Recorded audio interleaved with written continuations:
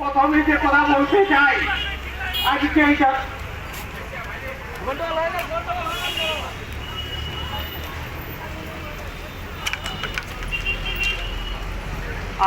ইটাহারের মাঠে আপনারা দেখলেন যে বিগত কয়েক বছর ধরে গরু চোর বলে একটা প্রমাণ করা চোর এসে এখানে জনসভা করে চলে যাচ্ছে।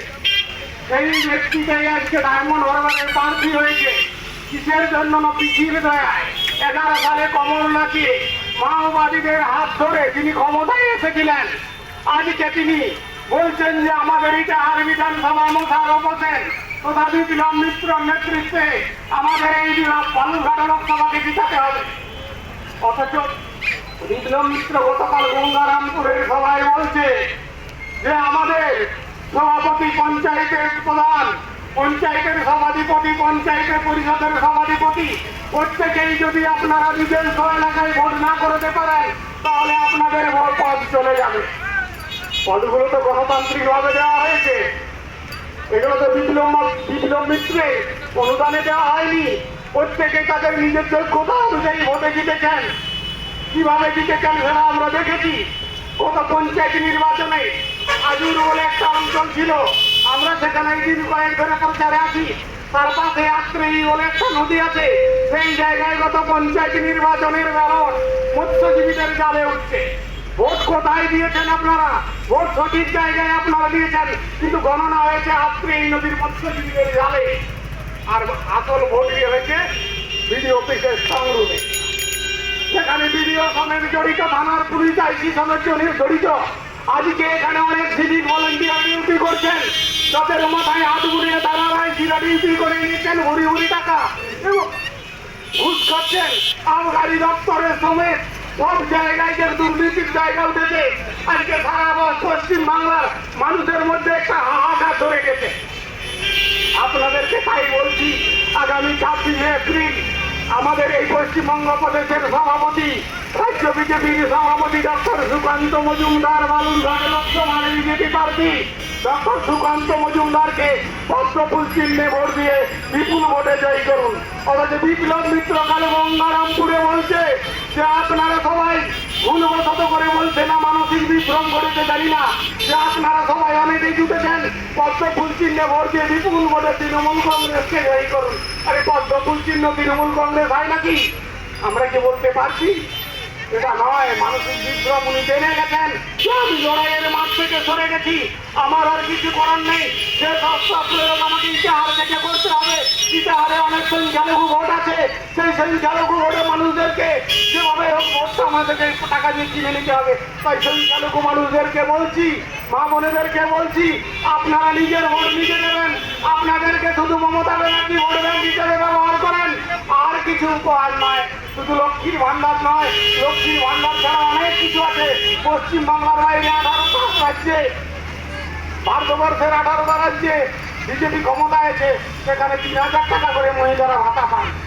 আমাদের পশ্চিমবাংলাও আগামী দিনে 3000 করে ভাতা দেওয়া হবে।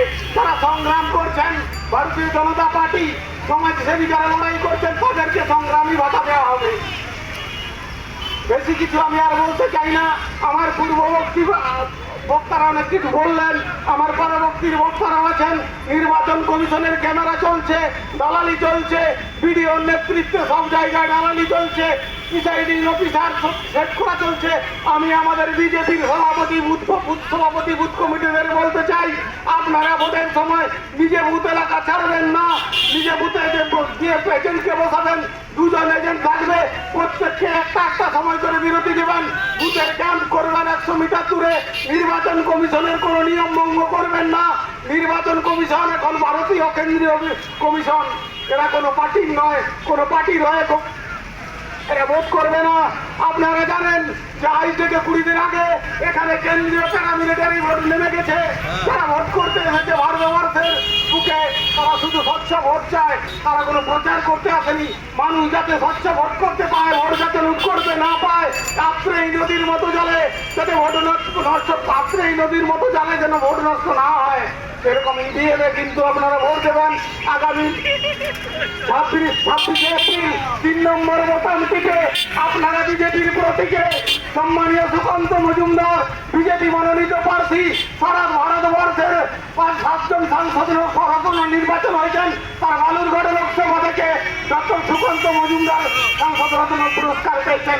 এই সাংসদ রত্ন পুরস্কার সুকান্ত মজুমদারের একা নয়, সারা বালুরঘাটবাসী যারা ভোট দিয়েছেন, যারা ভোট দেননি, যারা অন্য কোনো দল করেন, সিপিএম করেন, কংগ্রেস করেন, তৃণমূল করেন, বিজেপি করেন, অন্যান্য রাজনৈতিক সবার এই আমার পুরস্কার। তাই আমি আপনাদেরকে বলতে চাইছি, আপনাদের এই বালুরঘাট লোকসভা এলাকায় প্রত্যেকটা জায়গায় দেখছি সুকান্ত মজুমদারের তহবিলের ল্যান্ডলাইন বা পদপাতিগুলো হয়েছে, দেওয়া হয়েছে। আবার অনেক উন্নয়ন হয়েছে, স্কুল হয়েছে। আপনারা জানেন যে আমাদের বালুরঘাট থেকে দিল্লি যেতে হলে আগে শিয়ালদায় রাত জাগতে হতো, আর এখান থেকে শিয়ালদায় যেতে হতো, তারপর শিয়ালদায় এক রাত ঘুমিয়ে পড়ার দিন ট্রেন। আজকে আপনারা বালুরঘাট থেকে সোজা সোজা দিল্লি যেতে পারছেন। আগামী দিনে বালুরঘাট থেকে আপনারা প্রধানমন্ত্রী ঘোষণা করে গেছেন দক্ষিণ ভারত চলে যাবে। আমাদের পশ্চিমবাংলাবাসী এখানে অনেকেই দক্ষিণ ভারত চিকিৎসায় যায়। আমার এবার ভেলোরে আমার এইটা আর একজনের সঙ্গে পরিচয় হয়েছিল, একজন চিকিৎসক, তারা গিয়েছিলেন। এবারে আপনারা ভেবে দেখুন যে পশ্চিমবাংলার স্বাস্থ্য ব্যবস্থা কি বেহাল অবস্থা হয়েছে। ভাইপো একটা চোখে চিকিৎসা করাচ্ছে দুবাইয়ে, আর একটা চিকিৎসা করাচ্ছে আমেরিকায়।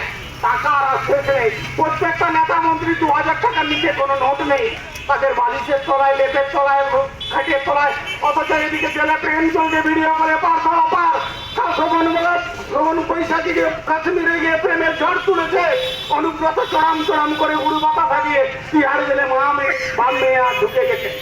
এবারে বাপ আর মেয়ে বলছে কিভাবে বাঁচবো। বিজেপি না, বিজেপিতে আপনাদের নয়, বিজেপিতে নয়, কেন্দ্রীয় সরকারের একটা প্রতিষ্ঠান আছে যেখানে আইনের নিরাপত্তা আছে, যেখানে আপনাদের আসামিরা সাজা পায়, সেখানে একটা সংগঠন আছে।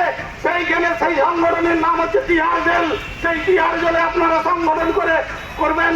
আর একটা কথা আপনাদেরকে বলে দিচ্ছি, 14 জুনের পর পশ্চিমবাংলায় মমতা ব্যানার্জির এই সরকার আর থাকবে না, থাকবে না, থাকবে না।